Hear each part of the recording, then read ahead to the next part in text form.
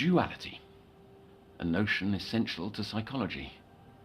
We all contain a multitude of personas and change proverbial masks to match our present situations. The body is the container for this legion within, allowing us to maintain the important illusion of a singular self, the very basis of human experience.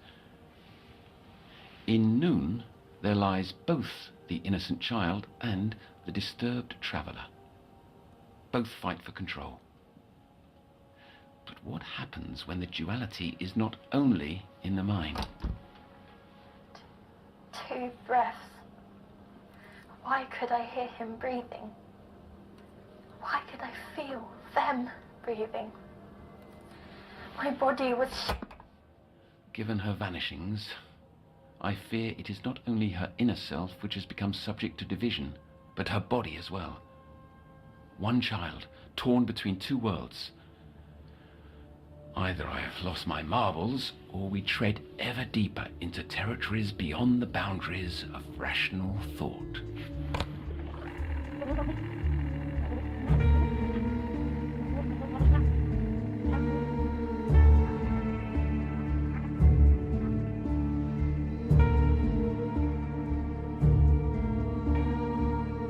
You're listening to The Sounds of Nightmares, an audio fiction series from the world of Little Nightmares.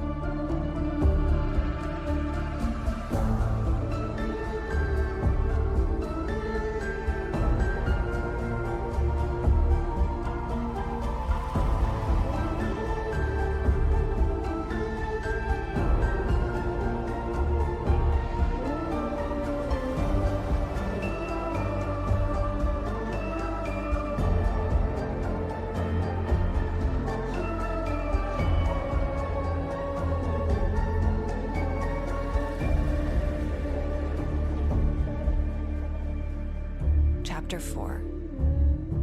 2 of a Kind.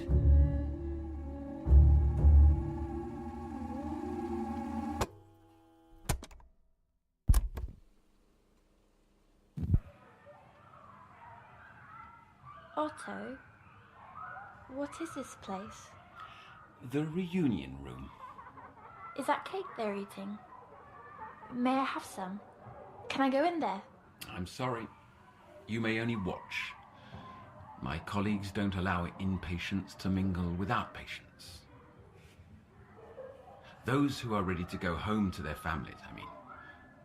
Sit tight and I'll get you some cake.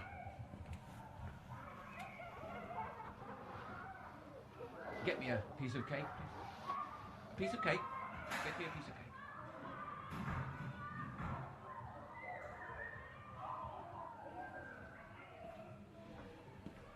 There.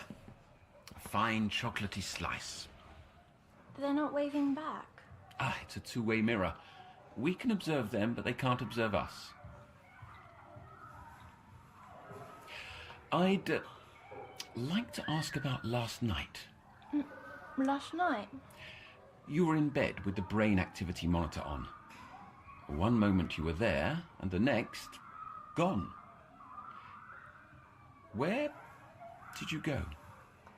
I don't understand. I watched you myself, so I know you didn't get up and leave the room. Wasn't I asleep? I don't recall any of this.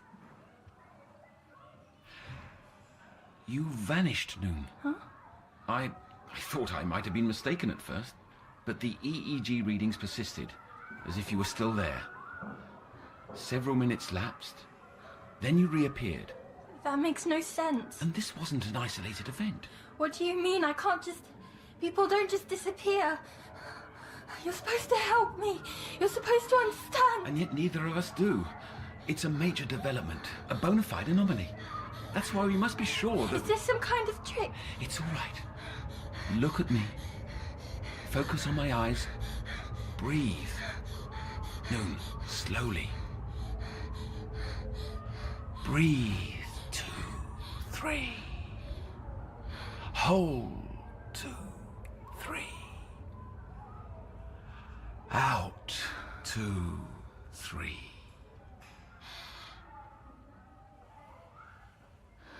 That's it. That's a girl. Better? Why did you take me here, Otto?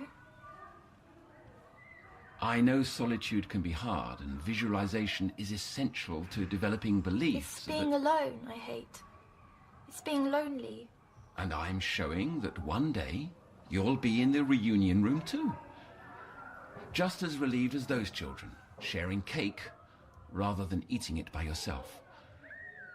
But you have to trust my process, even when it's difficult for you to grasp. I understand more than you think.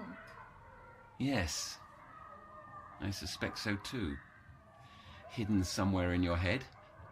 Come along. We've got preparations to make before tonight's session. Can we stay here? A minute longer? All right, just until you finish that slice. So many wires. They're everywhere. It's the same EEG machine I use to monitor your sleeping brain. Only now I'd like to acquire readings during wakefulness, during your retelling, to compare results. My last doctor made me do things like this all the time. Tubes into my stomach. I don't much like being awake for tests and proddings. These electrodes may feel strange on your scalp, but there's no pain. Nothing to worry about. If anxiety rears its head, take deep breaths. Same as earlier, yes? I'm not sure. Trust, remember?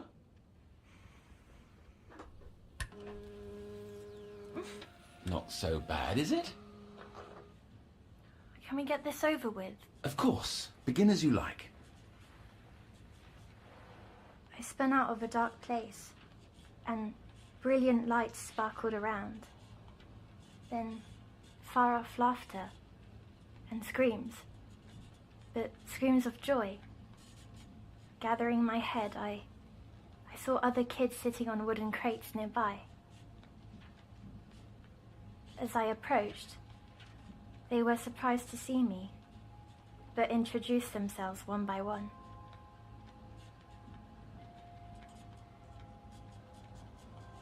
They were performers, they said, each with different skills and talents. Juggling, fire breathing, trapeze something. Trapeze? Trapeze. That's what he said. The boy called Rusty, he walked tightrope too. There were caravans all around. Wooden ones, big yellow wheels, and all these colourful fabrics. I noticed the lights again. Fairy lights, shining down into the puddles from the rain that cleared before I'd arrived. Their reflection, swirling in the murky water, like a ballet. It was beautiful. As I lost focus, the others went on talking, fast and loud as teenagers do. Teenagers? And how long had they been there? Performing in this place? Please, Otto. Let me get through it.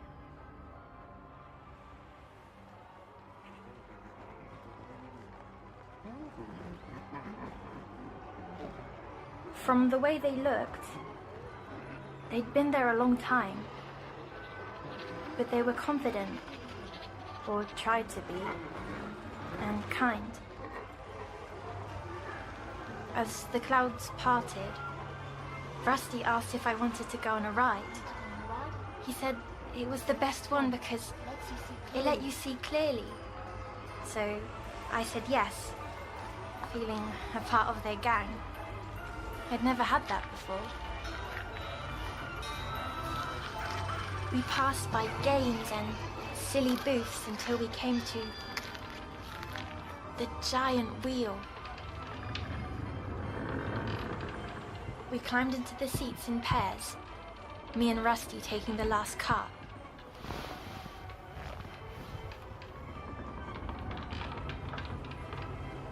It went so high up that I could see the whole carnival.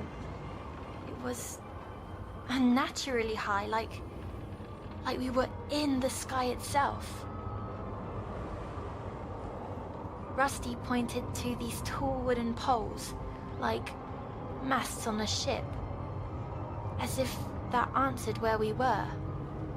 But how could a ship be in the air? Rusty saw my face full of questions and said, Look down, not out. "Look down, not out. You You won't feel sick that way, and we haven't much time."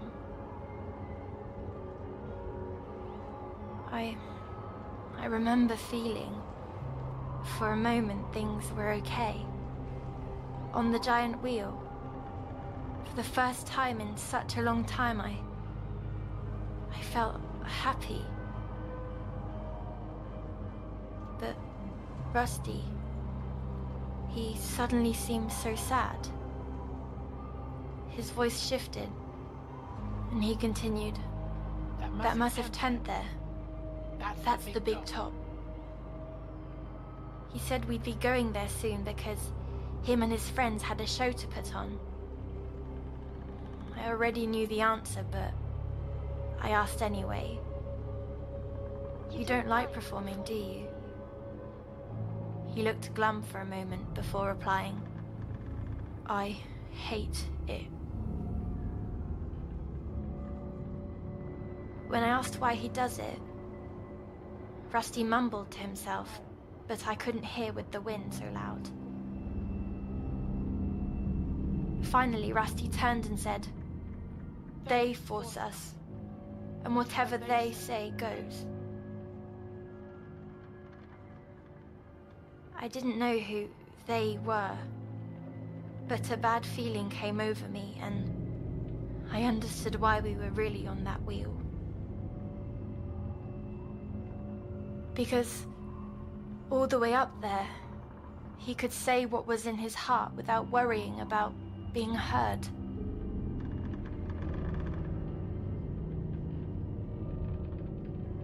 As the wheel came around, he began explaining very fast how him and his friends had been planning. Rusty wanted me to be part of a special show where they would try something they'd never done before. He told me that my job was to be lookout, that if I saw a man in a purple suit, I needed to give him the sign while he walked the tightrope. I asked, "Is this the man who makes you put on shows?" Without really answering, Rusty kept talking. "In the spotlight, some glow, while others shrivel into shadows. We glow and do as told, or..."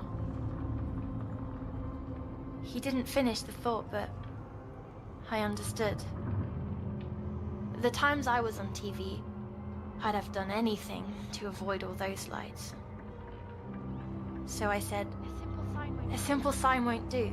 I'll have to shout. A code only we'll understand. How about Big Top?"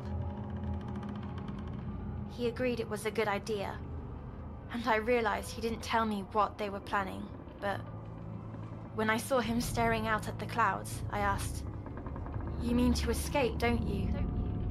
The carnival?" And he quickly said, This entire rotten world.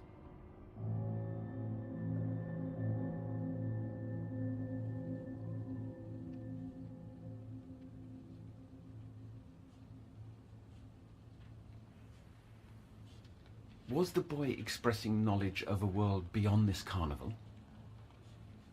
I hadn't thought about it until now, but I guess so. And I felt that too. That all the places you've been are one and the same? Sort of.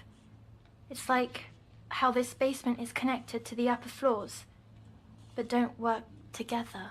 Why did you never express this before? What's so important? You sense that the dreams you visit hold a tangible, sustained existence? That these spaces are objective? Physically there? I think so. I don't know how it works, but it feels that way, yes. Do you finally believe me? Giving the mere thought validity would have my license revoked. Yet I admit there's potential that what you say is true. It offers some explanation of your spiriting away last night.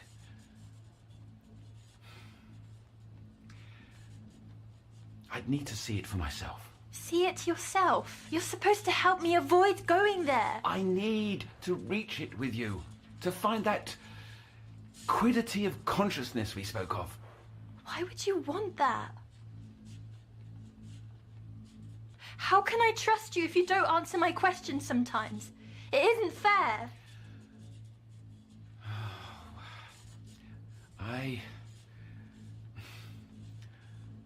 I lost someone dear to me. You understand? A long time ago. Part of me believes that they may be there. So that's the reason you're so fascinated by me, isn't it? That's why you have me do all these tests and experiments to find them. Now you're the one being unfair. Well, you can't even get there. Why not? It's nowhere. Nowhere? What do you mean? It's a place that is and isn't. Did the boy, Rusty, say that? The candleman? Neither. I can't help you if you hide things from me. I tell you everything. You know what's in my brain more than I do. These things on my head. Breathe, Noone. Breathe.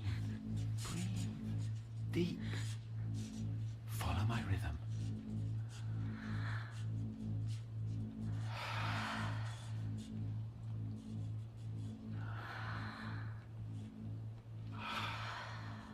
All right, okay.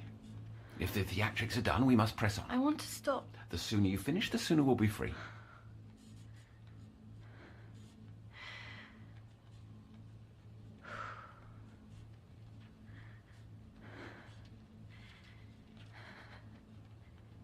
We went to the big top. Rusty and the others got all dressed up in amazing costumes. Black and white with sparkles, and another in a fancy red coat. Rusty led me round to the towering stage, placing me in the front, saying, "Best seats in the house." I felt so special until Rusty looked around with that worried face again. Without another word, he went backstage as the crowd started pouring in. These people were the wrong shape. Faces like bad drawings come alive.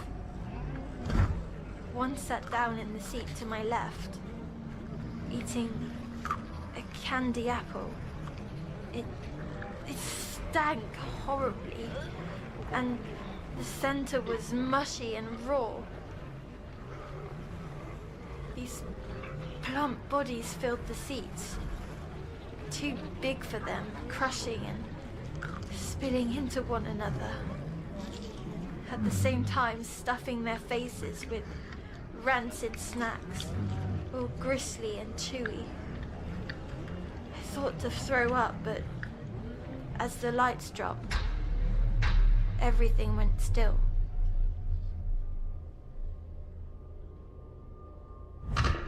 Then, a spotlight illuminated the stage, and the kid in the red coat walked to the middle.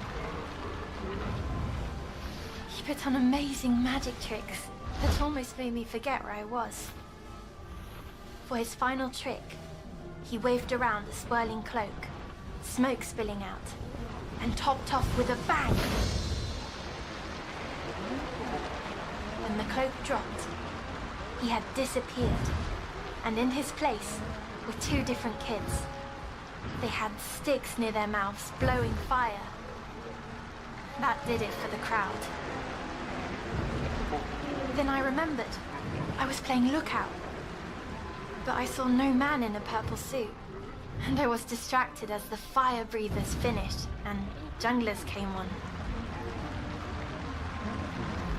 They took the flaming sticks from their friends and threw them so high in the air.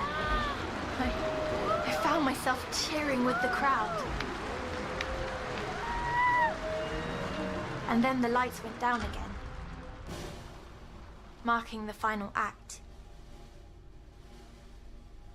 The spotlight blared again, shining at the top of the tent. Way up, standing at one end of a rope between two ladders, was Rusty. The others stopped, staring in complete quiet. He started walking, slowly, then with more confidence. The silence went on too long, like we were all under a spell. And that's when I noticed something beside me, in the seat that had been empty a moment ago. The man in the purple suit. I heard him before I saw him. Two breaths. Why could I hear him breathing? Why could I feel them breathing? My body was shaking, but his attention was on Rusty. Noticing that I wasn't cheering, the man turned. He had no eyes, but I felt him look at me. How can someone with no eyes look at you? Then, I saw a smaller man in his lap.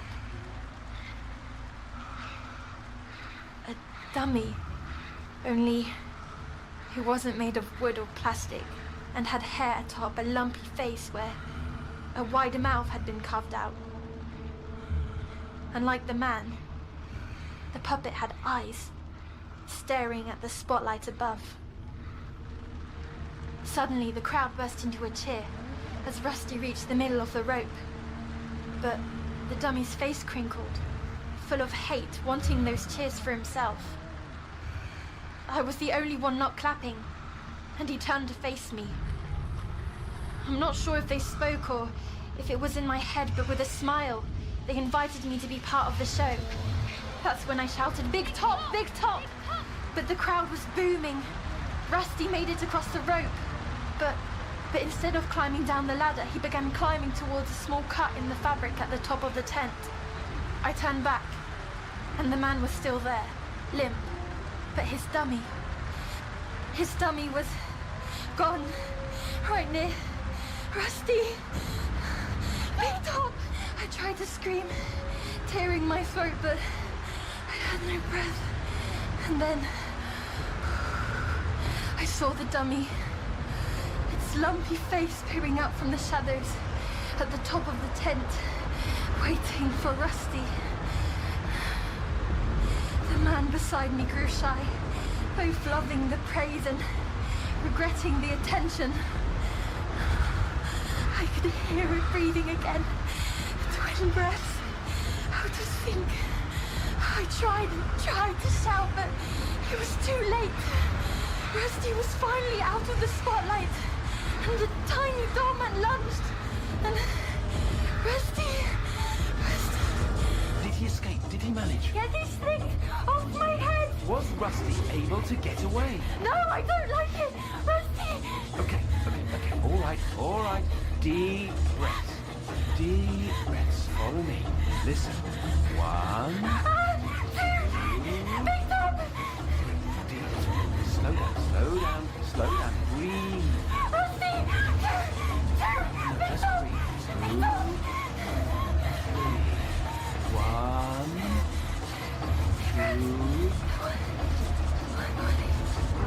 1, 2. Noone!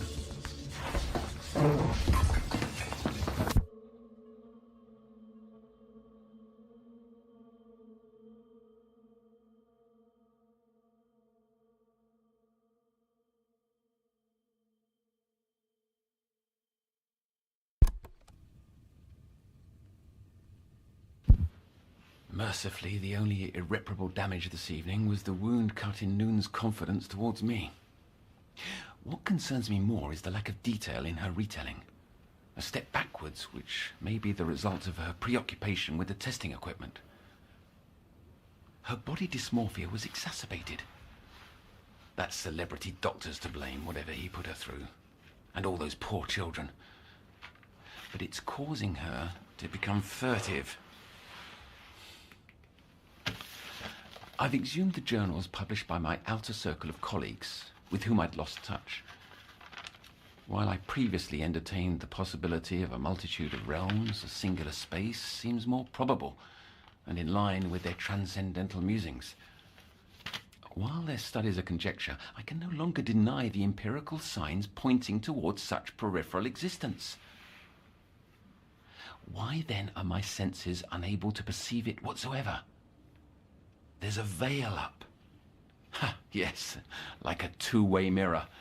Only I'm the one stuck on the side of blind, deaf and dumb ignorance. And the lurking presence of the ferryman. While he may be a master of dream manipulation, he's no denizen here. Noone said it many sessions ago. He does not belong in our world. And yet he is the connective tissue. I am determined to find his arcane hinterland, to cross into the place she calls nowhere.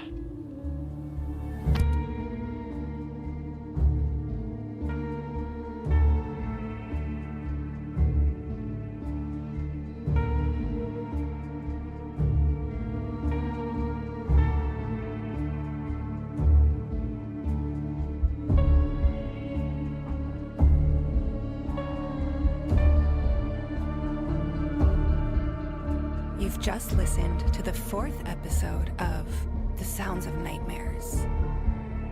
This episode was written by Supermassive Games and Lonnie Nadler.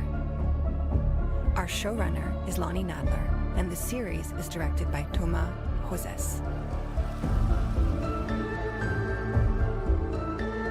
Noone is played by Amy Purshouse, and Otto by Kester Lovelace. Music created by Tobias, Lilja, and Tobias. Production supervised by Alizé Debar and Lucille Rousseau-Garcia. This series is based on Little Nightmares from Bandai Namco Europe.